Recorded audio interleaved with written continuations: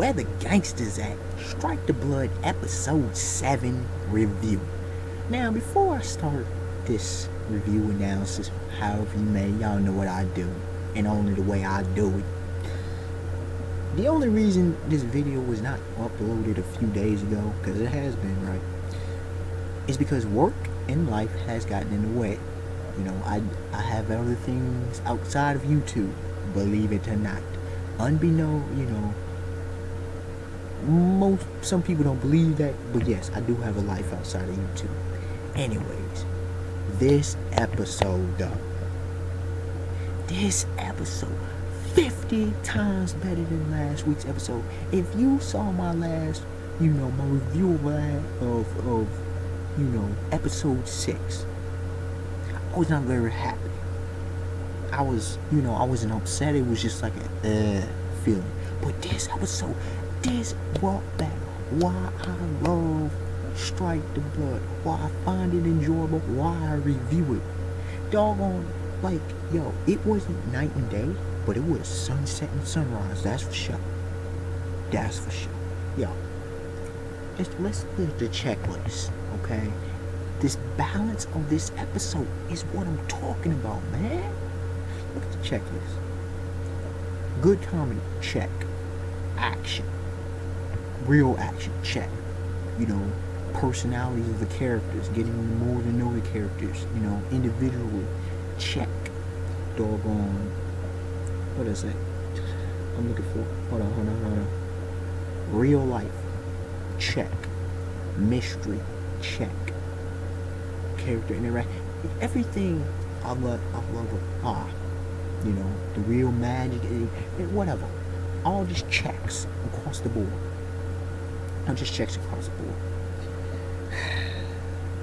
This episode, it starts off at the continuation, no surprise, of last week. Asagi walks in on Kojo, about to go, because Sayaka was doing stupid. She freaking cuts him off. He doesn't have total control of his familiar yet, so it's wreaking havoc. And Asagi's all confused. She don't know what's going on. But then, boom, she gets knocked out by kind of a shockwave that Kojo, he doesn't want her anywhere near, but she ends up getting knocked out. And he sends off a shockwave, though. A shockwave. And even the boy, I forget, always forgetting his, Kojo and Asagi's mutual friend. Yeah, even he had, with the sound and everything, and he's like, Kojo. Dude, that's what I'm talking. Then he will come swooping in, come descending. And I have to say, y'all saw that panty shot. I'm glad that wasn't, how Strike the Blood sometimes pisses me off when they, focus on that. I don't care, she's a middle-aged, but it's understanding because it's skirt. Cool. We didn't focus on good. Great. Anyways, she comes down, she's pronounced on a spell kind of thing. She just sometimes shows how beastly she is. And she's apparently only a sword shaman apprentice. Anyway, she the high priestess of the high god or whatever, the short shaman. And then she calls out, I looked at this 5 times at least, the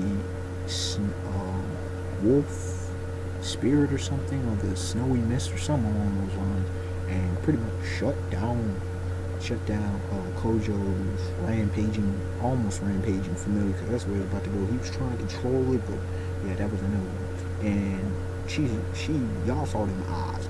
See, that's one of the things, the eyes in this episode, so many scenes, the eyes were just beautifully done, just focused upon.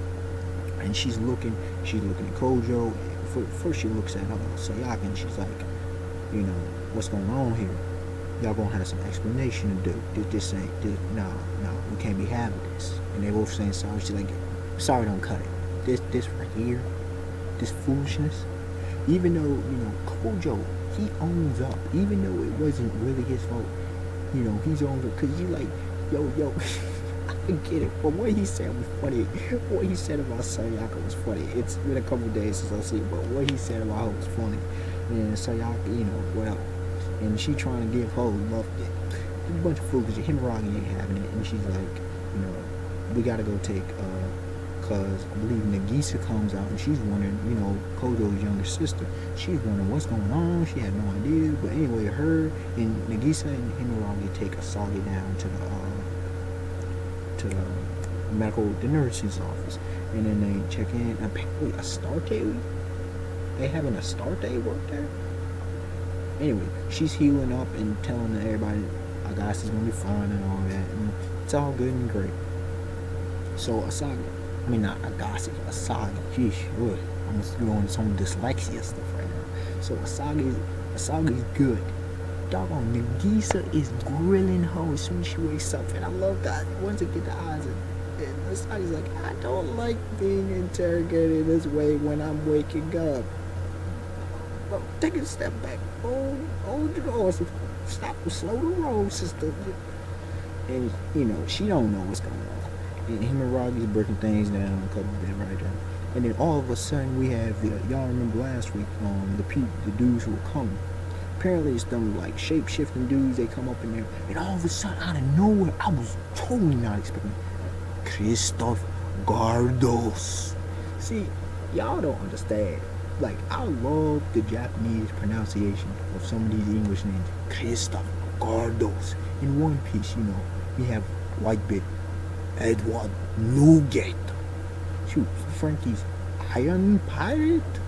And doggone Shichibukai Trafalgar Law of it. Christoph Gardos. Like, it makes, it's a special, it's an interesting name, special name. It makes it sound even more epic. So he comes up and that cop scarred up. I'm like, I like this dude. This dude coming up and down. He ain't even playing. Shoots a starter. I'm like, yo, that's what my thumbnail and my intro said, where the gangsters at? Gangster. That's what I'm talking about. That's what I'm talking about. The unexpected. That Mitchell. That's what I'm talking about.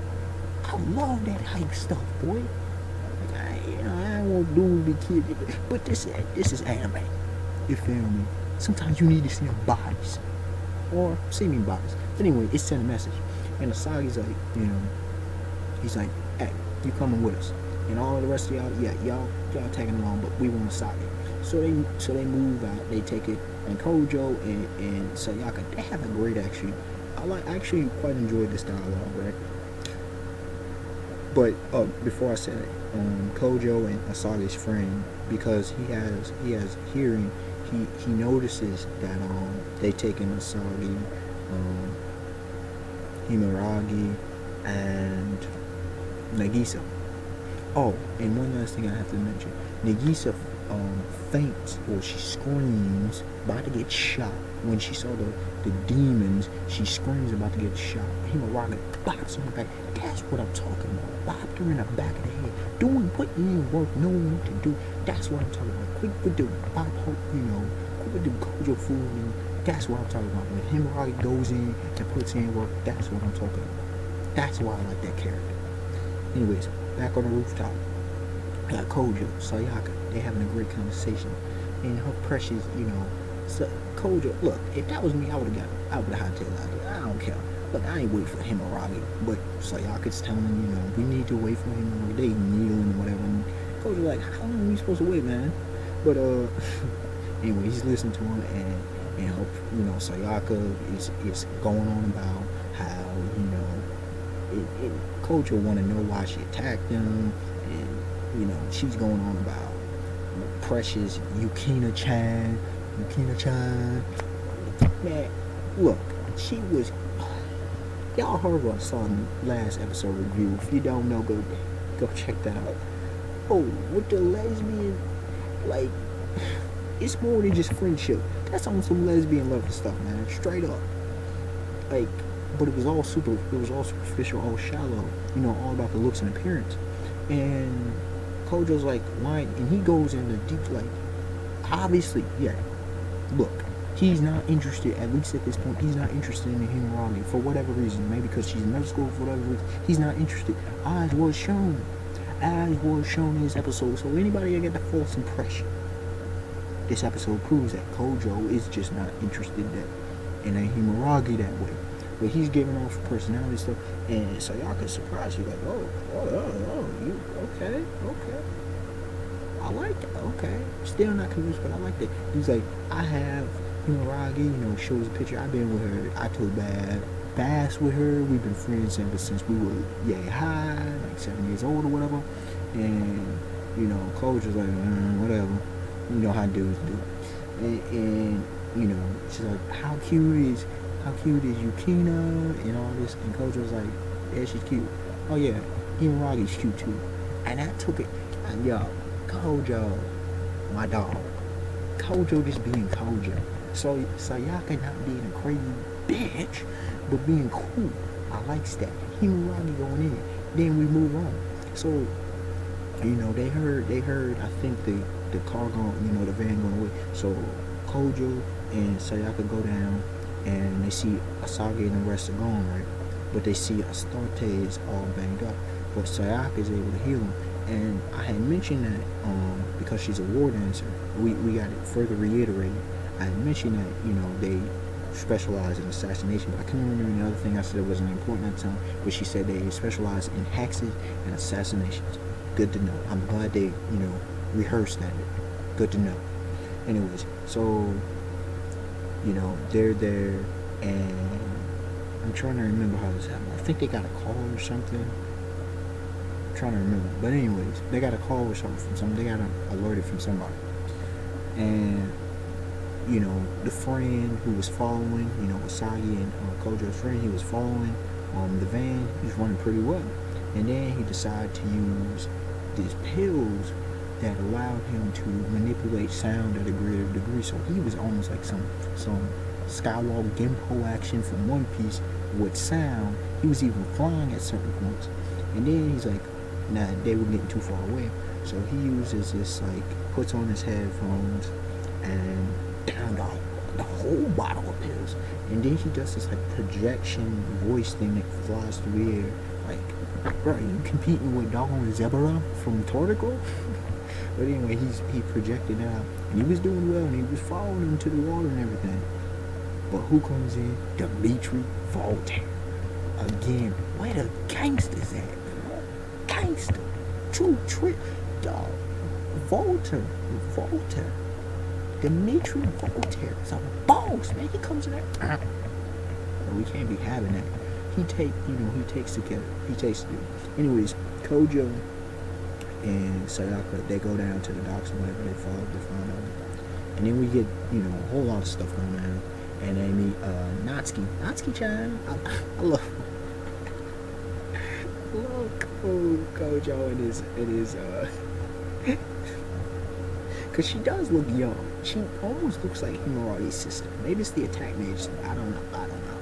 But yeah, I saw Christophe Gardos.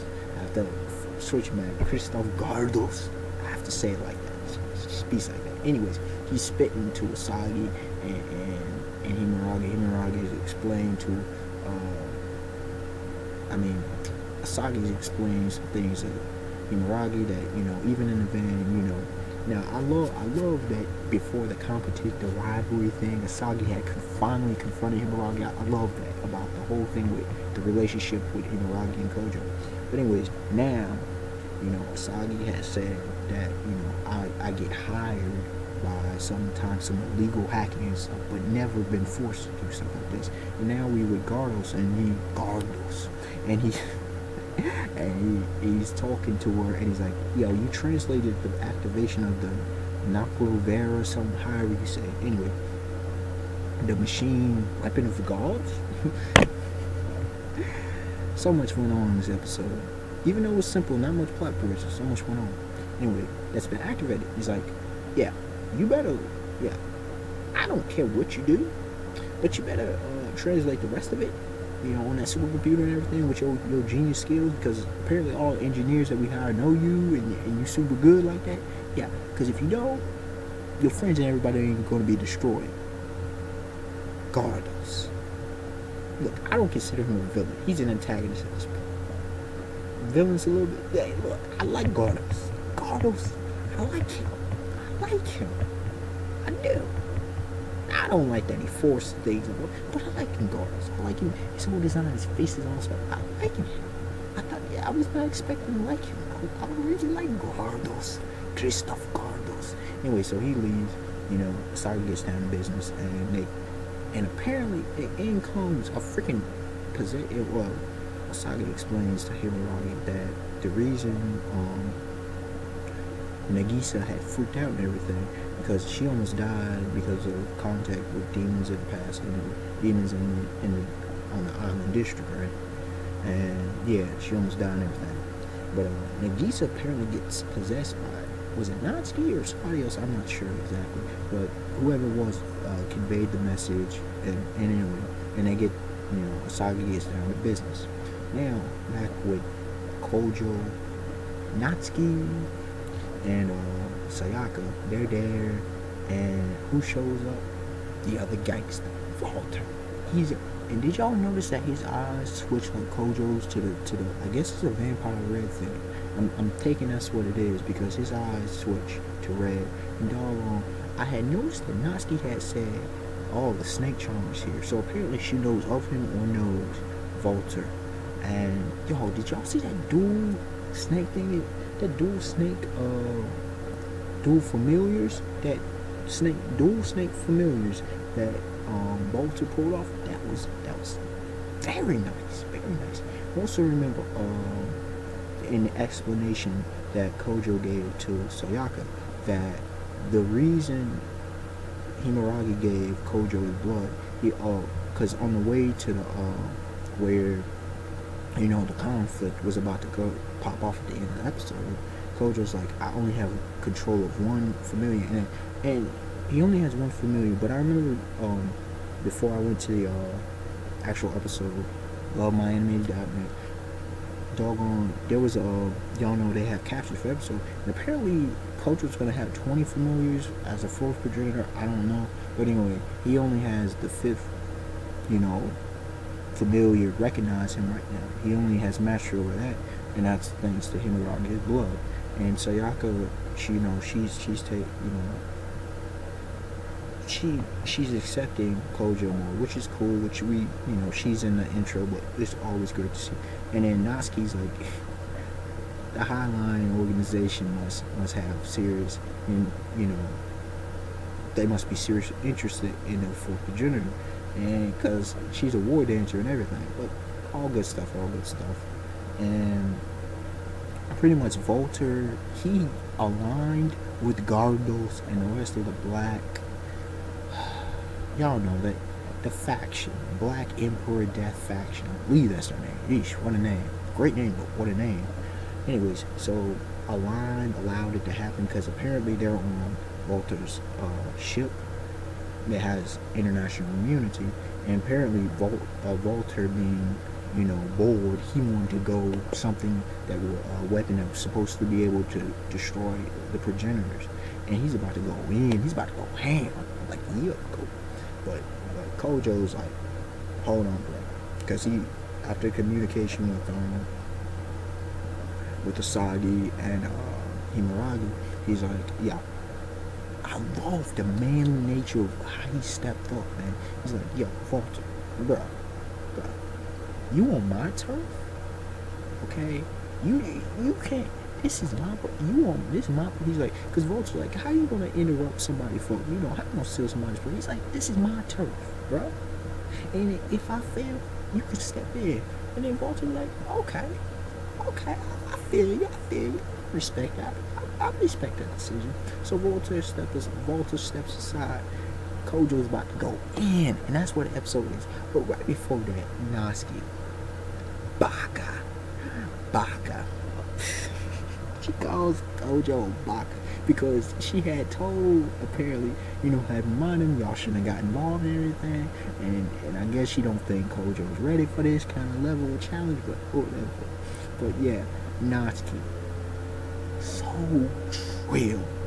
A character is trill when that character, when he speaks, gives these looks, doesn't have to do anything in the episode. Okay, she's so trill, man, so trill. So overall, this episode, I know it's long, whatever, but there's a Even though it was a simple episode, there's a lot that happened in this episode. I'll give it an 8.5 out of 10. The only reason that it doesn't get a higher grade is because the plot progression, really, the plot didn't progress all that much. A lot of they made up for it. And really, it was a makeup episode for the foolishness that happened in episode 6. So, this was kind of almost, 2 episodes in one, you could say. Even though the plot progression wasn't much, because all they went from was from the school to the battleground of the ports and on the ship. So we'll see what happens with next episode. Obviously, I love the episode, but plot progression wasn't there. We got a lot from characters, but we didn't get too monumental things from characters. We just got a little bit more from each of them, and so yeah, a little more information and all that. So and we have the excellent introduction of Gardos. Finally, I'm glad we saw it. Unexpected one to like, comment, subscribe. Tell me y'all thoughts. I mean, come on, strike the blood, please. Just keep producing episodes like this. Much love from me. Alright, y'all. Have a beautiful day, beautiful night. Peace.